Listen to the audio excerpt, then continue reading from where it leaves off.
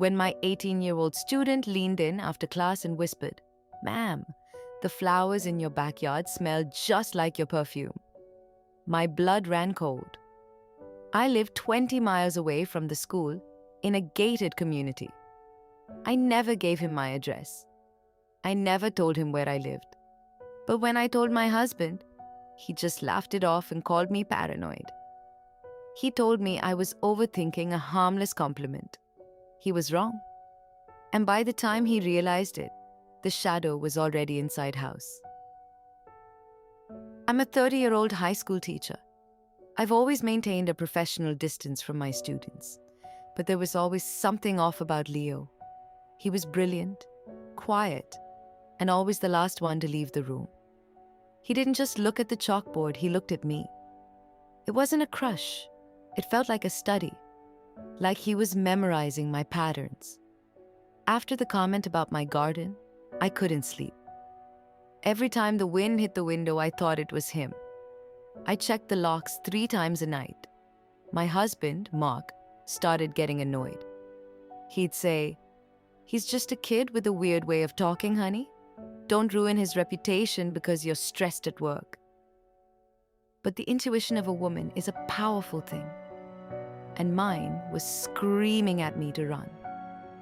A week later, I found a bouquet of those same flowers from my garden left on my car's windshield in the school parking lot. They weren't neatly cut, they were torn, as if someone had ripped them out in a hurry. My heart was pounding as I drove home. That night, I decided to test my theory. I went into my bedroom, picked out a bright red dress to wear for dinner, held it up against myself in front of the mirror, but then decided to put it back and wore a plain gray sweater instead. The next morning, Leo approached my desk before the first bell. He didn't ask about the homework. He didn't ask about the exam. He looked me dead in the eyes and said, "You should have worn the red one, ma'am. Gray makes you look sad." I felt like I was going to vomit. There was no way he could know that unless he was looking through my bedroom window from the woods behind our house. I went home and screamed at Mark.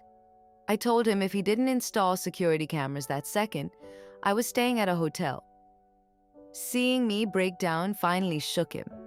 He installed a high-tech system that evening. Around 2 a.m., my phone buzzed with a motion alert. Mark and I both grabbed the phone and looked at the live feed. There he was, Leo. He wasn't just standing in the garden.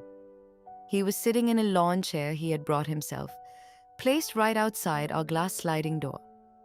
He was holding a notebook, scribbling something down while staring at our sleeping silhouettes through the glass. Then he stood up and did something that made Mark turn pale. He reached into his pocket, pulled out a spare key, my spare key that I thought I'd lost a month ago, and placed it against the lock. The police arrived within 10 minutes. They found Leo sitting on our back porch, waiting. In his notebook, he had documented every single thing I did from the moment I got home to the moment I turned off the lights. He had maps of our house and schedules of when Mark left for work. Mark didn't say a word for 2 days. The guilt of calling me paranoid nearly ate him alive. Leo was arrested and charged, but the school tried to keep it quiet to avoid a scandal. I quit the following week. We moved to a different city, but even now, in our new house, I never keep the curtains open, and I never ever wear the color red. Because I know that sometimes the person you think is just a creepy kid is actually a predator waiting for you to let your guard down.